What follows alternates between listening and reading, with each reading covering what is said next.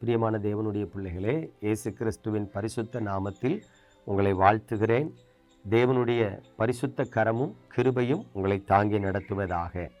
இந்த காலை நேரத்தில் நம்முடைய தியானத்திற்கு ஆதாரமாக 2 கொரிந்தியர் 13ஆம் அதிகாரம் 11ஆம் வசனத்தை பாருங்கள். கடைசியாக சகோதரரே, சந்தோஷமாயிருங்கள், நற்சீர் பொருந்துங்கள், ஆறுதல் அடையுங்கள், ஏக சிந்தையாயிருங்கள், சமாதானமாயிருங்கள். அப்பொழுது அன்புக்கும் சமாதானத்துக்கும் காரணராகிய தேவன் உங்களோடு கூட இருப்பார். இங்கே ஒரு ஆலோசனையாக இந்த வசனம் அமைந்திருக்கிறத பார்க்குறோம். ஒரு தேறின தேவ மனிதன் கற்றுக்கொண்டிருக்கிற விசுவாசிக்கு சொல்லிக் கொடுக்கிறது போல இந்த வசனம் அமைந்திருக்கு. கடைசியா, மை பிலவ்ட், எனக்கு அன்பானவர்களே, நீங்கள் செய்ய வேண்டிய காரியம் என்ன அப்படின்னு சொல்லும்போது ஒரு லிஸ்டே இங்கே இருக்கு. அதில் ஒரு வார்த்தை சொல்லுது, நற்சீர் பொருந்துங்கள். அல்லேலூயா. இப்போ கவனிச்சு பாருங்க, நம்ம நற்சீர் பொருந்துகிறோமா? இப்போ நம்ம ஆவிக்குரிய வாழ்க்கையில் குழந்தையா இருக்கும்போது என்ன பண்ணுவோம்? ரட்சிக்கப்பட்ட புதுசில் எல்லாரிடத்துலையும் அன்பா பழகுவோம். அன்னை வேணும், அக்கா வேணும், தம்பி வேணும், தங்கச்சி வேணும். கொஞ்சம் ஆவிக்குரிய வாழ்க்கையில் வளர்ந்து வரும் பொழுது சிலருடைய கருத்துக்கள் நமக்கு ஒத்துக்கிடாது. அப்போ அந்த கருத்து வேற்றுமை வரும்போது அவங்கள விட்டு நம்ம என்ன பண்ணுவோம்? கொஞ்சம் விலகுவோம். பார்த்துருக்கீங்களா? ஆமாம், அவங்க ஒப்பீனியன் எனக்கு ஒத்து வராது, அவங்க கருத்து எனக்கு ஒத்து வராது, அவங்க ஆவி எனக்கு ஒத்து வராது. அப்படி சொல்கிறவங்கள இந்த கிறிஸ்துவ வாழ்க்கையில் நீங்கள் பார்க்க முடியும்.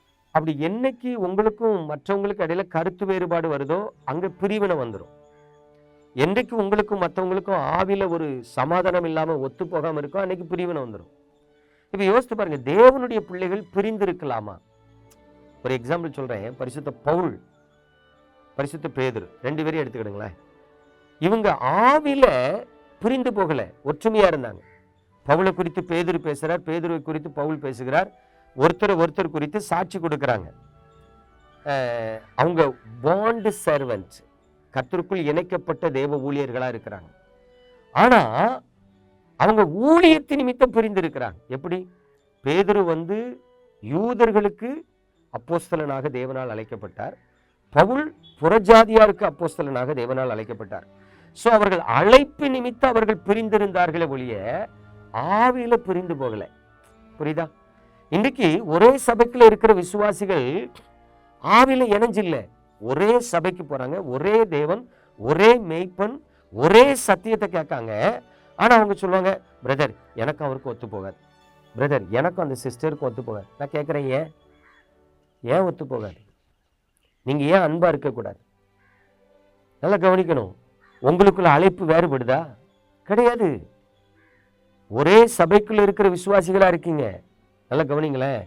தாளந்து வேற. ஒரு குடும்பத்தில் 5 பேர் அண்ணன் தம்பி இருப்பான். ஒருத்தன் நல்லா படம் வரைவான், ஒருத்தன் நல்லா கார் ஓட்டுவான், ஒருத்தன் நல்லா பிளேயிங் ஃபுட்பால் விளாடுவான்.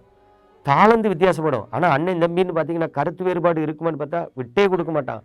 எங்கள் அண்ணன் விட்டு கொடுக்க மாட்டேன், எங்கள் அண்ணனுக்கு அது பிடிச்சிருக்கு, அவர் அதை செய்வார், எனக்கு அது பிடிக்காது, நான் செய்கிறத நான் செய்வேன்.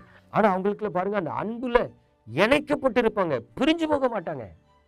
ஆனால் இன்னைக்கு சபைக்குள்ள பாருங்களேன், ஒரே சபைக்குள்ள இருப்பாங்க, கருத்து வேறுபாடுன்னு சொல்லி பிரிஞ்சு கிடக்காங்க. அந்த பிரிவினை அன்பை கெடுக்குது. ஒருத்தர் குறித்து இன்னொருத்தர் சாட்சி சொல்ல முடியல, ஒருத்தர் குறித்து இன்னொருத்தர் குறை சொல்லிக்கிட்டு இருக்கிறோம். யோசித்து பாருங்க. இப்படிப்பட்ட உங்களுக்கு தான் ஆண்டவர் சொல்றாரு, நற்சீர் பொருந்துங்கள்ங்கார். நீ சீர் பொருந்து. அது என்ன கருத்து வேறுபாடு சொல்லிட்டு இருக்கா? நீங்க விசுவாசிகள் அழைக்கப்பட்டிருக்கீங்க, எல்லாரிடத்துல அன்பா இருக்க அழைக்கப்பட்டிருக்கீங்க, சாட்சியா வாழ அழைக்கப்பட்டிருக்கீங்க. டினாமினேஷனுக்கு டினாமினேஷன் பிரிஞ்சிருக்குன்னா அது வேற. ரோமன் கத்தோலிக்க சபை, சிஎஸ்ஐ சபை, ஏஜி சபைன்னு பிரிஞ்சிருக்குன்னா அது வேற. அது டாக்ட்ரின்ல பிரிஞ்சிருக்கும். ஆனா ஒரே சபைக்குள்ள இருக்கிற விசுவாசிகள் பிரிஞ்சிருக்காங்கன்னா அதை ஏற்றுக்கொள்ள முடியாது. கர்த்தர் அதை ஏற்றுக்கொள்ளுகிறது இல்லை.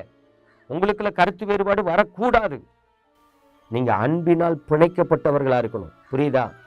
ஆனா இன்னைக்கு நிறைய சபைகளுக்குள்ள பிரிவினையை பார்க்கிறேன். ஆண்டவர் சொல்றாரு, நற்சீர் பொருந்துங்கள். எனக்கு அன்பான தேவனுடைய பிள்ளைகளை, விட்டு கொடுக்கணுங்க. ஆபிரகாமுடைய வேலைக்காரனுக்கும் லோத்துவின் வேலைக்காரனுக்கும் தான் கசப்பு வருது. ஆபிரகாமுக்கும் லோத்துக்கும் கசப்பு இல்லை. ஆபிரகாம் கூட்டி சொல்றாரு, எப்ப நம்ம சகோதரர்கள், நீ வடக்க போனா நான் தெற்க போறேன், நீ கிழக்கு போனா நான் மேற்க போறேன். சமாதானமா பிரிஞ்சாங்க. லோத்துக்கு ஒரு ஆபத்துனா ஆபிரகாம் வந்தான். ஆனா இன்னைக்கு ஒரே சபைக்குள்ள இருக்கிற விசுவாசிகள் ஒருத்தர் சோமலாம் ஹாஸ்பிட்டல்ல படுத்து கிடக்காரு, ஒருத்தன் போய் விசாரிக்க மாட்டேங்கிறான், உதவி செய்ய மாட்டேங்கிறான், அவருக்காக ஜெபிக்க மாட்டேங்கிறான். கேட்டா எங்களுக்கு டேம்ஸ் சரியில்லை, உனக்கு ஆவி சரியில்லை. அதனாலதான் ஆண்டவர் சொல்ற, நீ மனம் திரும்பு, நற்சீர் பொருந்துங்கள் அப்படின்னு சொல்றார். பிரியமானவர்களே, நீங்கள் எல்லாரும் அன்பாய் இருக்கவும் ஒன்றாய் இருக்கவும் கர்த்தர் விரும்புகிறார். உங்களுக்குள்ள பிரிவினைகள் வராதபடி உங்களை காத்துக்கொள்ளுங்க. அப்பொழுது கர்த்தருடைய கிருபை உங்களை விட்டு விலகாம இருக்கும். நம்ம ஜெபிப்போமா? எங்கள் அன்பின் பரலோக தகப்பனே, பரிசுத்தமான இந்த காலை வேளையில நீங்க தந்த சத்தியத்துக்காய் ஸ்தோத்திரம். இந்த சத்தியத்தின்படி நடக்கும்போது பிள்ளைகளை கண்ணோக்கி பாரும், கரம் பிடித்து நடக்கும். இந்த முகத்தை அவர்கள் மீது பிரகாசிக்க பண்ணி கிருபையாயிரும். இயேசு கிறிஸ்துவின் அன்பின் நாமத்தில் பிதாவே, ஆமென்.